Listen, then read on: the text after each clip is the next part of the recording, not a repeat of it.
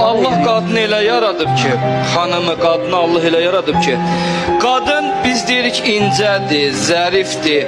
Qadın güclü atanın yanında zərifdir. Qadın güclü qardaşın yanında zərifdir.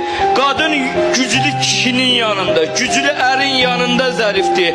Əgər bir qadın bir atadan, bir qardaşdan, bir ərdən, bir kişidən güc, qüdrət görməyəndə qadın özü dönür ən böyük gücə, hansı ki onu sənin kimi, mənim kimi milyon kişi gələ idarə edə bilmir. Bəyəm qadınlara mən üzr istəyirəm, boynuna yük qoyublar ki, sən ərə gedəcəksən, ərin içəcək, piyan, uşağa baxmayacaq, sən niyə dözməlidir? Yaxşı eləyib dözməyib, o dözməyib qəhrəman bir qadına çevrilib.